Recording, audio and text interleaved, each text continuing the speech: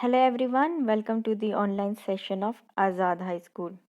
आज हम करेंगे क्लास 5th की इंग्लिश ग्रामर का चैप्टर नंबर 7, जो कि एक कॉम्प्रहेंशन है। इसका नाम है the hare and the tortoise again. Hare यानी कि खरगोश और टॉर्टाइस यानी कि कछुआ। आपने तो खरगोश और कछुए की रेस वाली स्टोरी पहले से ही सुनी होगी, तो इसीलिए इसने आगे ब्रैकेट में क्या लिखा है, अगेन, यानी कि फिर से। आइए स्टोरी को पढ़ते हैं। Do you remember the great race between the hare and the tortoise? For a long time, no one in the entire animal kingdom could talk about anything but the great race and its two contestants. जैसे कि आपने तो वो कहानी सुनी होगी खरगोश और कछुए की, जिनके बीच में रेस हुई थी। पूरा एनिमल किंगडम भी इसी के बारे में बात करता था। हम जानते हैं कि जो खरगोश था वो हार गया था उसकी लेजीनेस के कारण और उसके ओवर कॉन्फिडेंस के कारण, और टॉर्टाइस रेस जीत गया था क्योंकि वो धीरे धीरे और स्टेडी तरीके से रेस उसने चली थी। अब सारा फॉरेस्ट, जितने भी उसके एनिमल्स थे, वो इस बात को जानते थे, इसलिए वो दोनों क्रिएचर्स को इक्वली रिस्पेक्ट करते थे। इवन वो दोनों ही कॉम्पिटिटर्स, जो आपस में उनका कंपटीशन हुआ था, तो एज अ कॉम्पिटिटर्स वो फिर भी फ्रेंड रहे। ठीक है, जो कछुआ था वो घमंडी नहीं हुआ, प्राउडी नहीं हुआ। ठीक है, क्योंकि वो रेस जीत गया था। और जो खरगोश था उसे पता था कि वो बिल्कुल फेयर एंड स्क्वेयर तरीके से ही अपनी उसकी हार हुई है, मतलब कोई भी चीटिंग नहीं हुई है, सब कुछ ठीक ठाक से रेस हुआ था और उसी की बेवकूफ़ी के कारण वो हारा था। इसलिए वो टोर्टाइस के साथ उसका कोई ग्रज नहीं था, कोई दुश्मनी उसने नहीं रखी थी। काफ़ी महीने बीत गए। जो किंग ऑफ द जंगल था, जहाँ जिस जंगल में वो खरगोश और कछुआ रहते थे, उसका जो किंग था, उन्होंने उन दोनों को अपने पास बुलाया क्योंकि उसे कोई मैटर डिस्कस करना था जो पड़ोसी जंगल का राजा था उसके साथ। क्योंकि वो अपना जंगल छोड़ के नहीं जा सकता था, तो उसने ये डिसाइड किया कि वो अपनी जगह किसी और को भेजेगा एज अ रिप्रेजेंटेटिव उसका। तो उसने क्या डिसाइड किया कि वो खरगोश और कछुए दोनों को भेजेगा। ठीक है, वो कहता है कि अब तुम में से किसी को जाना पड़ेगा नेबरिंग कंट्री में, तो वहाँ पे जो जंगल है, मुझे कुछ, जो वहाँ का जंगल का राजा है, उससे मुझे कुछ मैटर पे डिस्कस करना है, उसके मुझे व्यूज़ चाहिए, उसकी थॉट्स जानने हैं। तो तुम दोनों चले जाओ मेरी तरफ से, और जो जो मैंने कहा है वो वहाँ पे डिस्कस करके आना और उनकी राय आकर फिर मुझे बताना। अब तुम जाओ, तुम्हारे पास सिर्फ 1 दिन है इस टास्क को कंप्लीट करने के लिए। लेकिन जो नेबरिंग किंगडम में उनको जाना था, उसकी रोड इतनी स्मूथ या इजी नहीं थी। वो काफ़ी पथरीला रास्ता था, उसमें कांटेदार रास्ता भी था, और उसमें जाते टाइम 2 नदियाँ भी क्रॉस करनी पड़ती थी। अब उन्होंने सोचा कि हम अकेले अकेले तो ये काम कर नहीं सकते, तो खरगोश और कछुए ने सोचा कि हम दोनों मिलकर ये काम करेंगे। तो उनका प्लान क्या था कि जब वो कटीले रास्ते पे जाना होगा, तो जो खरगोश होगा वो कछुए को अपनी पीठ पे उठा लेगा, और जब नदी क्रॉस करनी होगी तो कछुआ खरगोश को अपनी पीठ पे उठा लेगा। ठीक है, उन्होंने ये प्लान बनाया और वो निकल पड़े। आगे जब वो गए अपने किंग का मैसेज लेके, जब इस यात्रा पे चले गए, तो जब वो कांटेदार पत्थर वाला रास्ता आया, तो जब खरगोश ने कछुए को अपनी पीठ पे बनाया और लंबे लंबे स्टेप लेके जल्दी जल्दी से उसने वो रास्ता पार कर लिया, और कछुआ एकदम टाइटली से अपनी जान को, मतलब वो थोड़ा सा डर गया था, इतनी तेज़ वो जा रहा था, तो अपनी जान बचाने के लिए कि कहीं वो गिर ना जाए, उसने कस के खरगोश को पकड़ रखा था। फिर जब नदियाँ आई तो उन्होंने जगह स्विच कर दी। अब जो खरगोश था वो कछुए के ऊपर चढ़ गया, लेकिन कछुए ने आराम से वो नदी को पार किया। अब जब दोनों नदियाँ पार हो गई तो वो पहुंच गए पड़ोसी जंगल के राज्य में।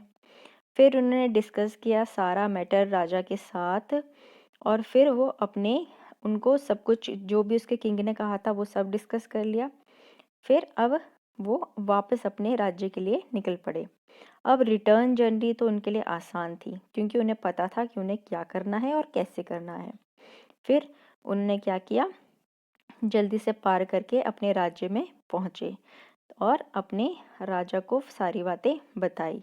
अब यहाँ पे बताया गया है कि ये जो दो पुराने कॉम्पिटिटर्स थे, राइवल्स थे, इस बार उन्होंने मिलकर काम किया और वो जो किंग ने उन्हें एक दिन की डेडलाइन दी थी उसके कुछ घंटे पहले ही वो टाइम पर वापस पहुंच गए।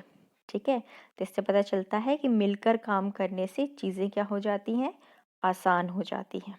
तो ये थी आपकी स्टोरी। आइए करते हैं इसके question answers. Number 1, why was the hare defeated in the great race? तो इसका आंसर है The hare was defeated in the great race because he was lazy and overconfident. Question number 2. What tasks were the hare and the tortoise given by their king? तो इसका answer है The hare and the tortoise were given the task of going to the neighboring kingdom and discussing certain important matters with the king there within a day. Question number 3. How did the two successfully travel together? तो इसका answer है The two successfully traveled together as they planned for the hare to carry the tortoise over the thorny parts of the route, and for the tortoise to carry the hare across the two rivers. Question number 4. Why was their return journey smoother? इसका answer है Their return journey was smoother than the onward journey, since both the hare and the tortoise then knew exactly what to do. They were familiar with the route. Question number 5. Why do you think the hare and the tortoise succeeded in their task? तो इसका answer है The hare and the tortoise succeeded in their task because they had worked together so well that they reached their king a few hours before the deadline. अब करते हैं fill in the blanks. Number 1. The tortoise had defeated the hare in the great race. Number 2. The tortoise had won because he was slow and steady. Number 3. The king of their jungle had matters to discuss with the king of the neighboring jungle. Number 4. The king said that the hare and the tortoise had only one day to complete the task. Number C. Following are some expressions used in the story. Write their meaning and then use each one in a sentence. यहाँ पे कुछ कहावत या मुहावरे आप बोल सकते हैं, वो दिए हुए हैं। इनका आपने मीनिंग बताना है और इनको फिर सेंटेंस में यूज़ करना है। सबसे पहला है make short work of something. इसका मीनिंग है be quick in dealing with और डिफीटिंग समबडी।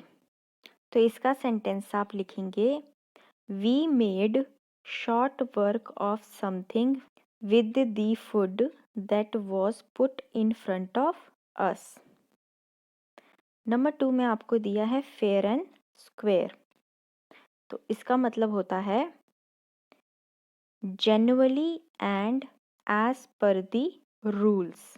ठीक है, और इसका सेंटेंस आप बनाएंगे we won the match fair and square. Third आपको दिया है एज्यूम एयर्स। इसका मतलब है be proud and act superior. ठीक है, और इसका सेंटेंस आप बनाएंगे no wonder the technique assumed an air of planet wide importance।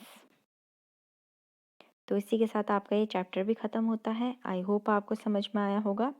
अगर आपको मेरी वीडियो पसंद आए इसे लाइक ज़रूर करें। Thank you very much and have a nice day.